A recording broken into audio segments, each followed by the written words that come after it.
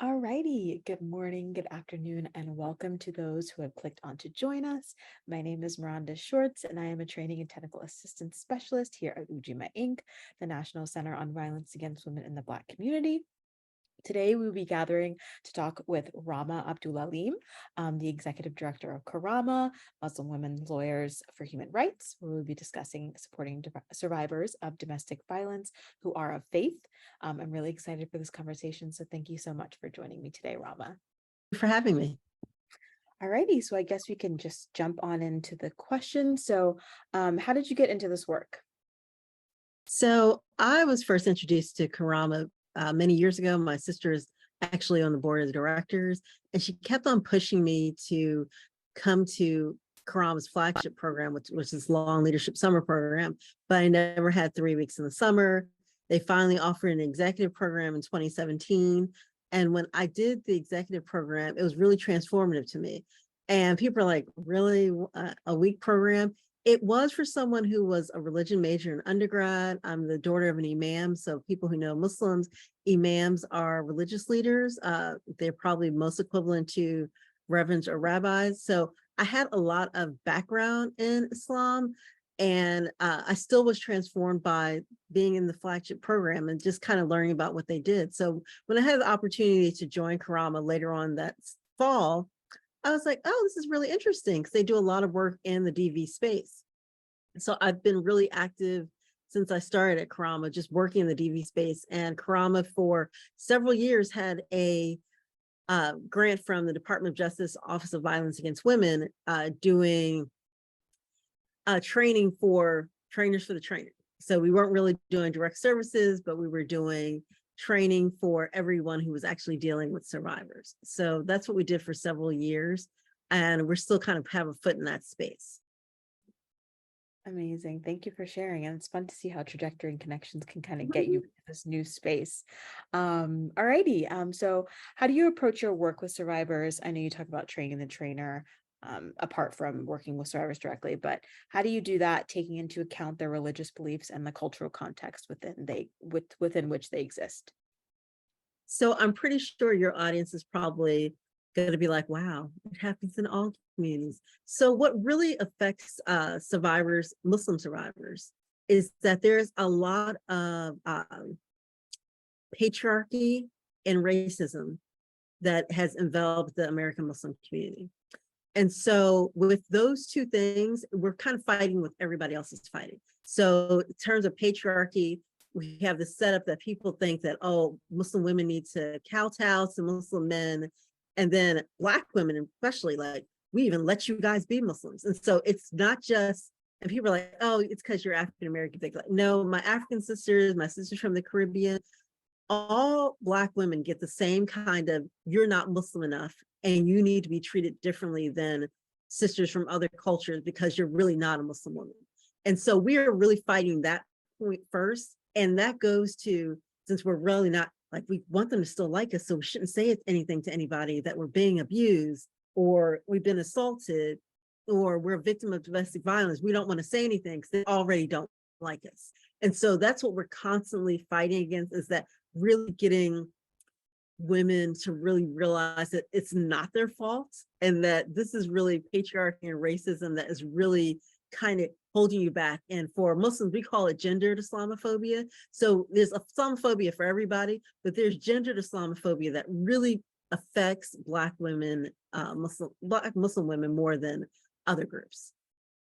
Absolutely. I mean, I know you talked about it happening in other groups. You can see it happen in the Christian community as well. It's embedded in that sometimes, right? So yeah, I think we can speak to like it happening across the board. Okay, with that being said, how should advocates work to reframe cultural and religious abuse for survivors? Well, I always think it's important first to acknowledge other people's religious faiths. So I think that where a lot of providers go wrong is that they're just like, if you just found Jesus, or if you were just you, you would understand why I'm trying to help you. And that does not go far. Like that's not working. So acknowledging that they have a faith that you are not clear about, that you don't really understand, that you need more information about, I have not met very many Muslims who'd be like, no, I'm not going to explain my faith to you, especially living here in the United States, because so many people don't know enough about Islam and we're 1 or 2% of the population. To me, it's always best to ask, like, how do you think your faith is affecting what you're going through? That can always be the first question, because sometimes people assume, oh, she's all covered up and she's, her face covered. She must be truly super religious. And it could just be like, I wear this because I'm trying to hide the bruising. This is not a religious statement for me.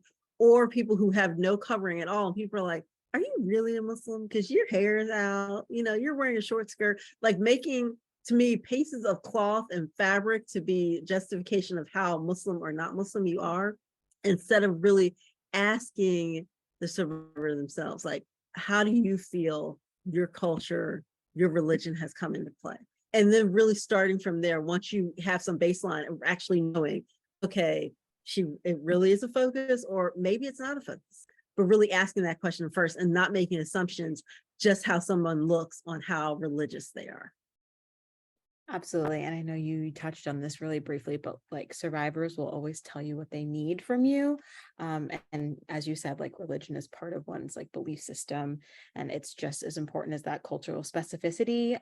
But when you're not part of that community, obviously, like there's sometimes this like inherent bias that you don't even realize. So like being open to hearing without having that preconceived notion is so important, because there's so much misinformation, especially in the United States, surrounding the Muslim community, especially for women. And so when we talk about faith, what are the effects of integrating that faith-based teaching and principles into our DV work and our prevention programs?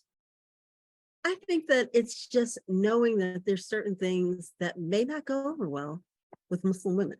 So for instance, if you come from a community that is like so insular and, boys and girls are separated, and then you're telling somebody like, you need to get out of that situation and go into this shelter that lets, male children stay with their mothers up until age 18, that's going to not go over well with Muslim women, because they're just like, oh no, I can't be around non-related males who are over 7 or 8. Like, it really depends on how they really are thinking about their faith and how they really interpret it. So that some people are like, what's the problem with shelters? And they're not even thinking like, oh, it could be a modesty issue. Like, they really don't want to be in shelters with unrelated men. And for some of us, we're like, they're not a man until they're 18. Well, that's what the government says, but does everybody agree that people aren't men until they're 18? Or stuff like some people like really do halal food, which is similar to kosher. It's the way that, and so they're just like, I can't go there because their kitchen isn't halal. I can't eat any of the food that they're going to give me. My children are going to starve because we're not eating out of a halal kitchen, and we just won't do that. Like, taking into account things like that, which goes back to my first question of asking people, are you halal? How do you feel about co-ed living arrangements? Will you be okay if you and your children are separated? Like, how do you feel? For instance, another thing that comes up is people are like, well, fathers are supposed to be in control of their children after the age of 7, and I can leave with the babies, but I really should leave a child over 7 with his father. And I can see people who are not in Muslim faith saying like, I'm gonna leave your babies. I don't care if they're 8 or 9. They're still your babies. And so really talking like, hey, what are your belief systems? Why do you feel this way?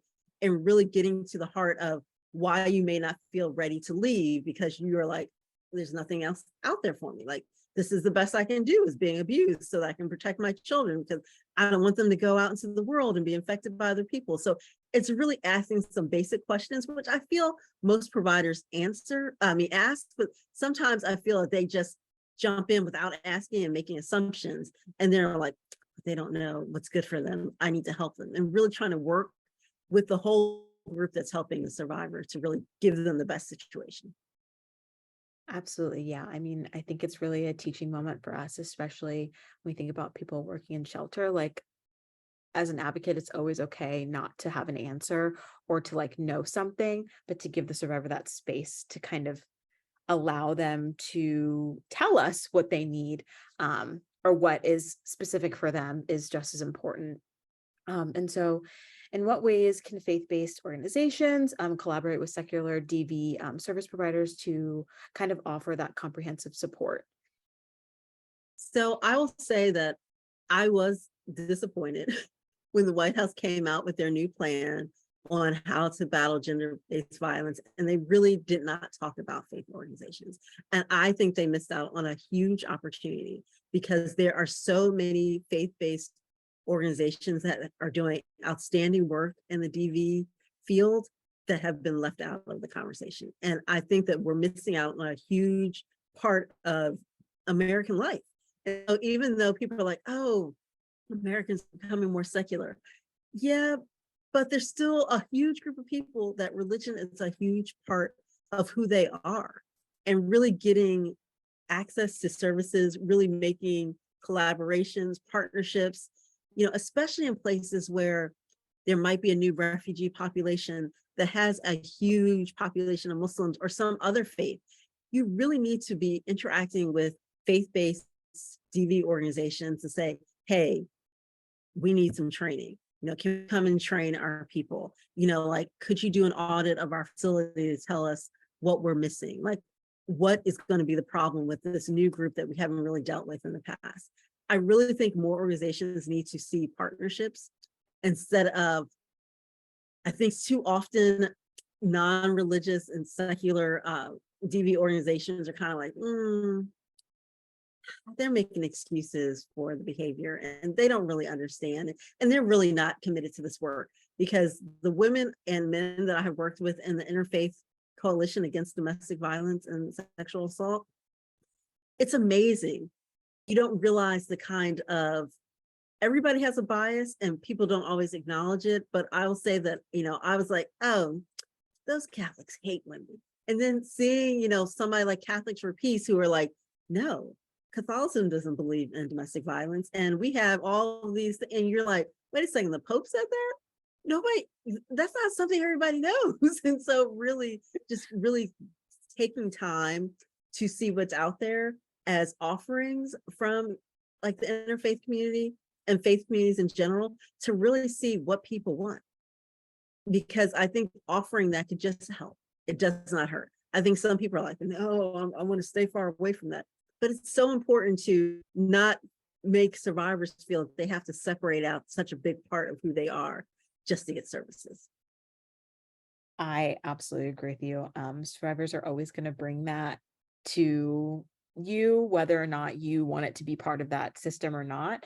And right, there are big pockets in the United States where religion is more important than anything else, especially in the Black community, whether it be for Muslim women, Christian women, or any other religion or faith.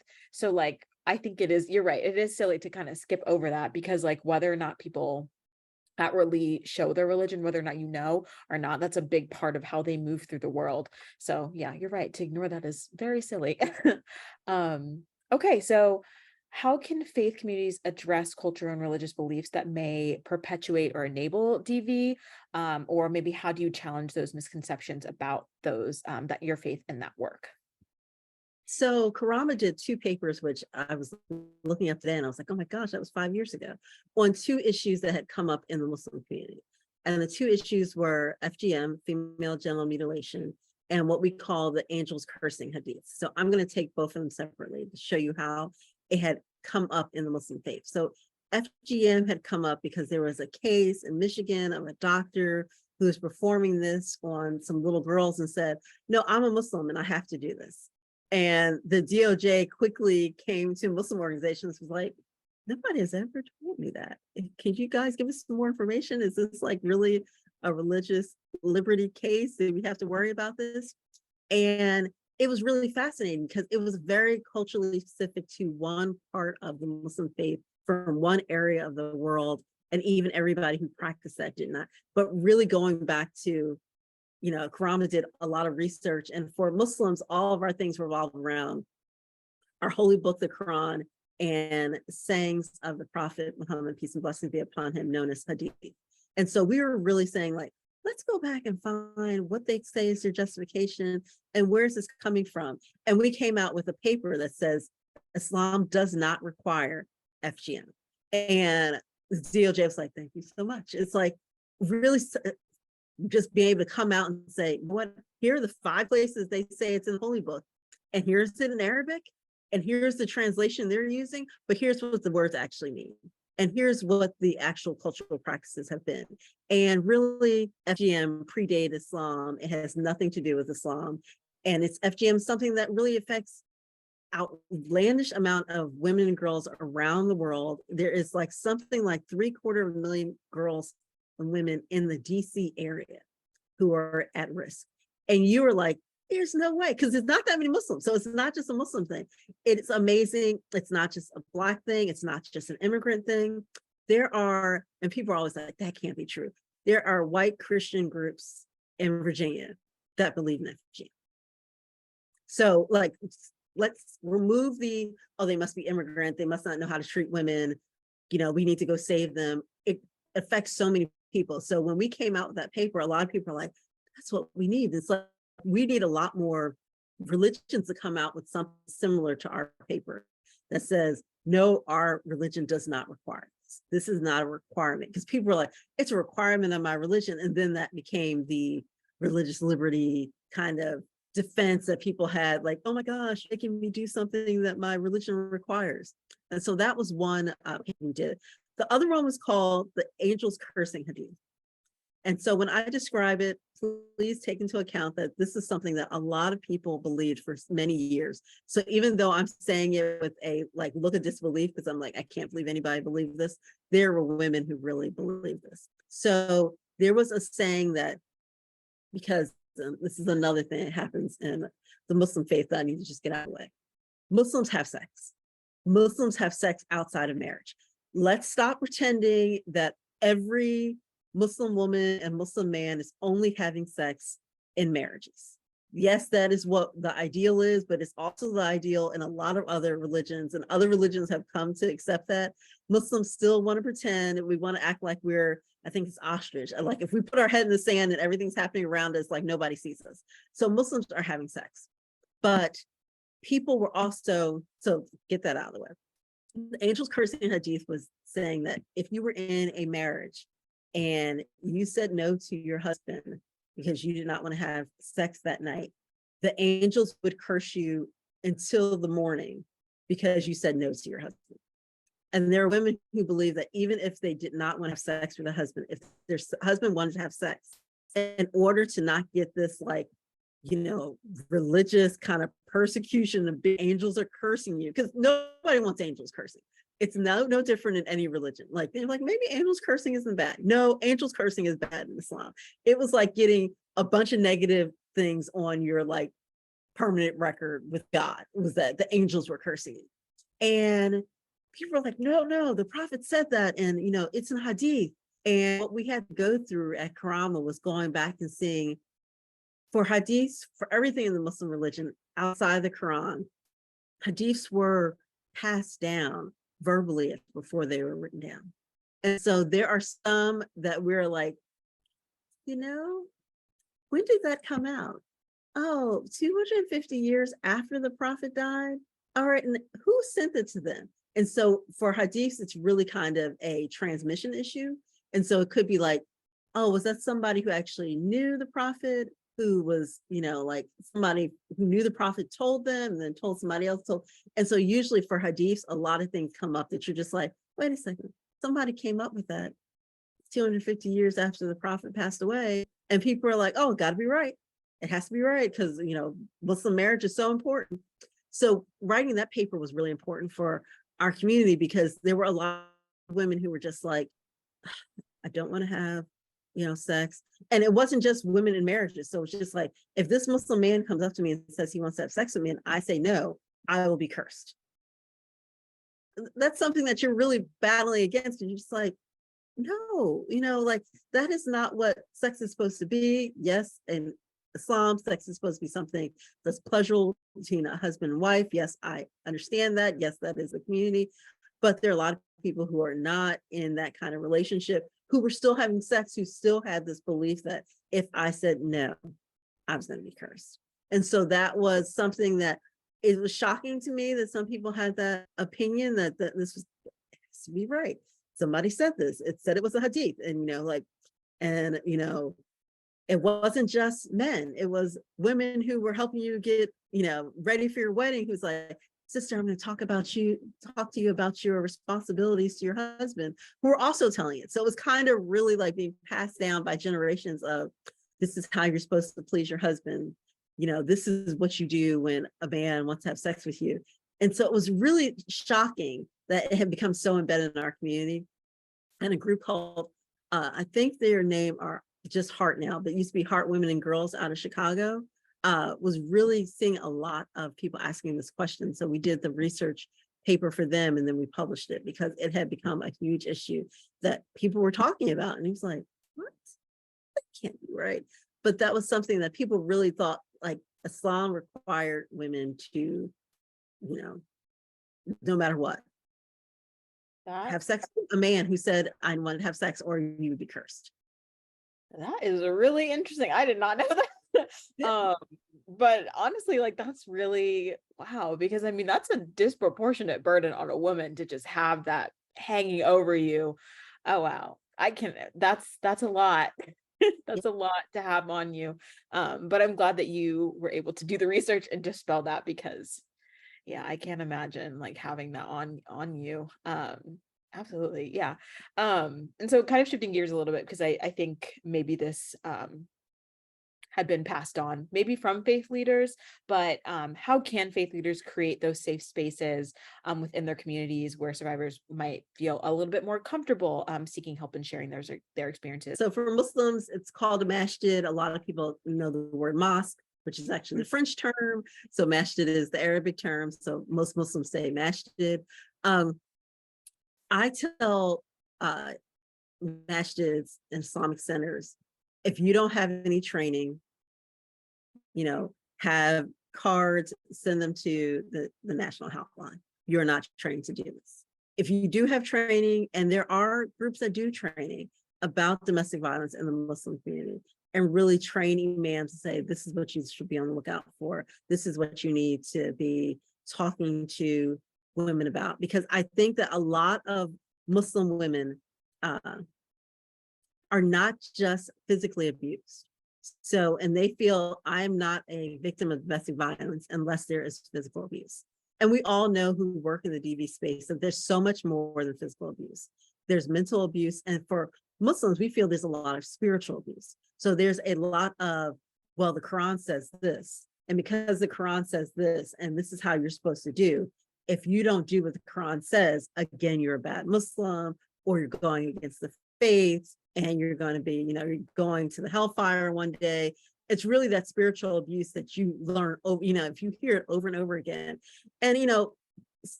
advocates who work with women who have a lot of mental abuse and spiritual abuse know that sometimes those scars are even harder to heal than the physical scars.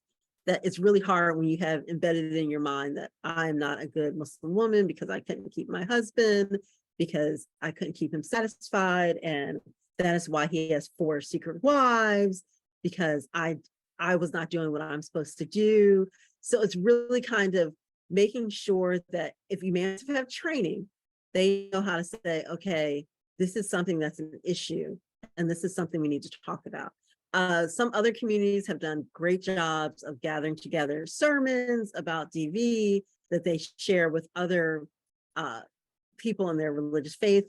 Imams don't really have that kind of space, but the part of the problem in the Muslim faith that I see is that we don't have any, there's no seminary, there's no rabbinical school. For Muslims to become an imam, you just have to be a man and know how to lead prayer, and probably be charismatic enough for you to have people who want to listen to you. So that's part of the problems that I say that, and people are like, that's being so disrespectful. I'm just saying there is no training that is required for someone to become an imam in the United States. Other countries, there might be training, there might be different levels that imams are not the end all be all. But here in the United States, it's really the imams at masjids. You may not have a masjid, you just might be an imam that floats around, but there's not a group of, say, like in Syria had imams, but imams were just overmatched. They had scholars, religious scholars, and then they had something else, they had other things in place.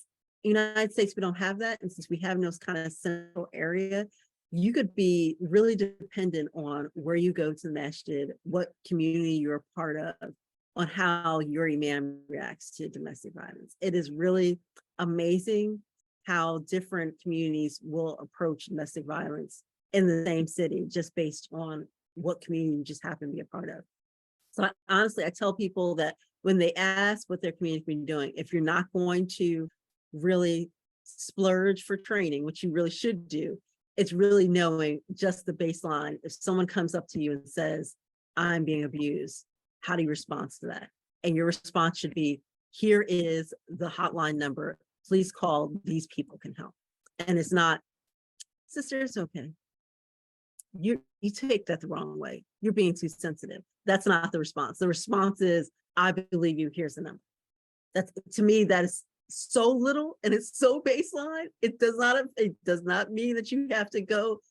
It's a baseline that, to me, should be the way it goes for Muslims, is that even if you have no training, you should know that there's a national domestic violence hotline that you can give them the number to, that people on your staff can give the number to, so that it's just like, okay, if someone comes up and asks for help, the minimum you should be doing is giving out the hotline. Absolutely. So I imagine that training might be one of those challenges, as you just mentioned, but what are some of those other barriers or challenges that you've faced doing this work and conducting that outreach as someone who is of faith in that field? So you still have the patriarchy. So they're just like, how dare you want me to come speak to me? I personally have the issue is that I'm single. So people are like, that's why you don't got a man, because you don't know how to talk.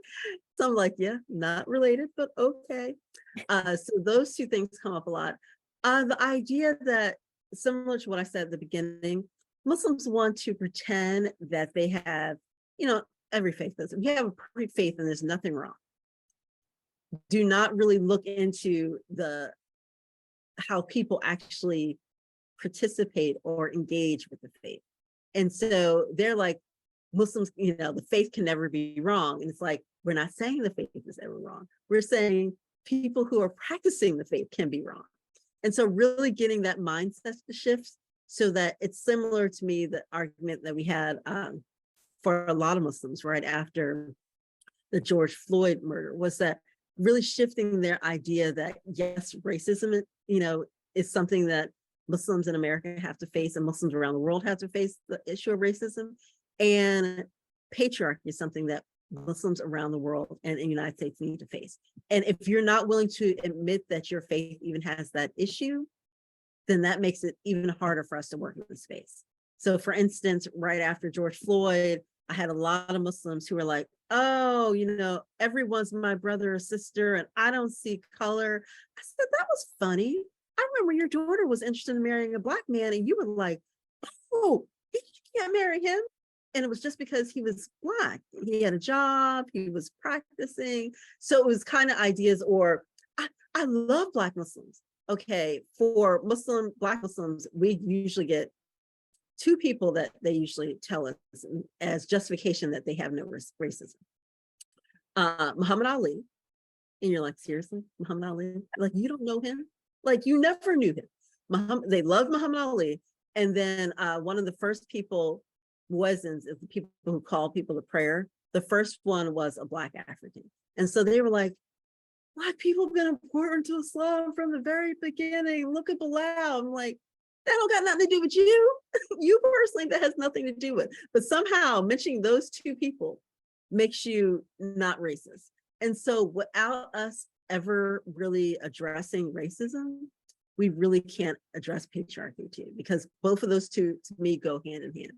And so I'm constantly amazed at, just because of how young the Muslim community here in the United States relatively is compared to some of the other ones. And we have a very,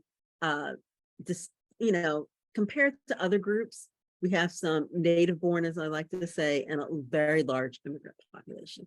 And so interspersing those two together has become problematic, because you have Muslims coming to the United States from all around the world and trying to integrate. I hate that word, but trying to integrate into American culture by adopting some aspects of American culture that, as I call it, us natives have never wanted to adopt. So really saying from the very beginning, there's no such thing as systemic racism. Black people are just lazy. And if you're here and you're not successful, like, because the Black Muslim population has, compared to other parts of the Muslim community, has a very low average salary. There's so many who live below this poverty level. And to adopt some of the systemic racism views that the reason why Black Muslims are down there is because they're not working hard enough and they're lazy, kind of adopting some of those behaviors. And so we have that issue a lot in the Muslim community, is that there's still some people who are like coming from the old guard who are like so happy to be in the US, and they feel that people who are here in the US don't really acknowledge how great the US is. And it's like, well, we've been here, and so we can see, the problems, warts and all, and you pretend like the warts aren't there. And you pretend like there was no issue of you coming over here. So I did a 4-part series for a masjid in Northern Virginia on racism, I want to say back in 2020. And it was amazing to me how little history they knew. So they're just like, no, America's been great. And, like, there's no problems. And yes, that slavery thing was so long ago. And you're like, okay, yeah, slavery was so long ago, but Jim Crow wasn't. Okay, like the Civil Rights Act was in the 1960s. Most of y'all didn't come over until after the Civil Rights Act led to changes in immigration that let your community come over, because they were not allowing Africans in. They weren't allowing people in from India and Pakistan, except for in very small numbers. So people really were shocked that they were just like, oh, there's some connections. Like, yeah, what, Black people in the United States went through opened the door for you to be here now. And really kind of explaining that to them and really kind of getting to understand.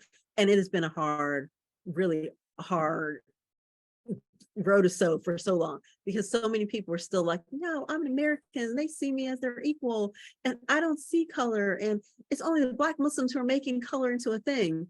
And it wasn't honestly until after 9/11, when so many Muslims were started to be treated worse, that they were just like, oh, wait a second. They don't see us the same way we thought they saw us. For a lot of Arab Muslims who have been so beneficial, because Middle Eastern and North African was labeled as white, and they were living the American dream as white in the United States.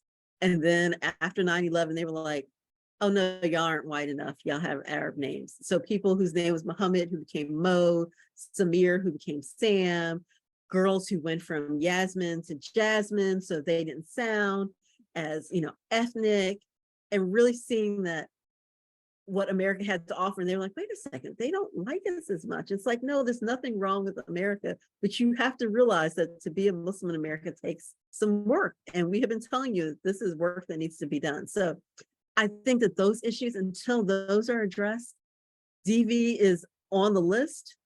And it's something that comes up because it's really attached to patriarchy, because a lot of the ideas that float around the Muslim community are related to patriarchy. And so, of course, DV is a bad result of patriarchy.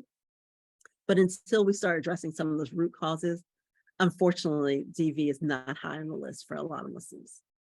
Yeah, no, I completely agree with you. I think without addressing those systems, we're not going to get very far. We're just going to end up perpetuating the same thing over and over and over again. And we see it all the time. And that's really interesting. I know, like, I feel like people forget all the time that Black Americans have such a specific experience in the United States, and like nobody acknowledges that like anywhere. And it's really frustrating to listen to, I'm sure, especially in your work. And that anti-Blackness is perpetuated everywhere, whether or not it's given that name. We see it, like you talked about Northern Africans, like it might not be called anti-Blackness, but we know what it is, right? So yeah, absolutely. I imagine that is one of the biggest struggles. But yeah, thank you so much for meeting with me. I've learned so much today. Is there anything you want to leave us with before we I think that what I want to leave you with is that there are organizations out there, even if you Google like Muslims and DV, there are organizations out there. I'm not going to be able to rattle them all off that are doing this work, who do training. Really, if you have a community of Muslim women, mostly women, Muslim women who are domestic violence survivors, please make sure you get trained. Because I think that without the training, we are running off so many people who need our services and are not really taking advantage of them because they're just like, these people don't understand. They don't understand what I'm going through as a Muslim woman here in the United States, and they just don't understand. So Peaceful Family Project, they have a lot of things on their website. It's always a great forum to check. Heart, HEART, Heart, used to be Heart Women and Girls, but I think it's just Heart now. They even published a book about Muslim sex education. So, and people are like, Muslim sex. It's like, Muslims, y'all are having a lot of babies. Y'all have like one of the highest birth rates. Stop pretending we're not having sex. Like, stop it. So really making sure that you are connecting as much as possible with service providers. And even if those two groups can help, they can give you referrals to other ones. Like those two are, to me, the two main ones that you should really be contacting, especially if you need training nowadays on this issue, because there are not enough Muslims out there. And so we need the help of our allies. We need the help of our allies to make sure that we are getting and serving Muslim domestic violence survivors. If without our allies, we can't do anything. And so really, this is a community that really has always rallied around each other. And we want Muslim survivors to be beneficiaries of just like everyone else. Absolutely. Thank you so much for joining me today. This has been wonderful and I've learned so much from you. Thank you all to those who will be clicking on to watch this. So yeah, thank you so much. And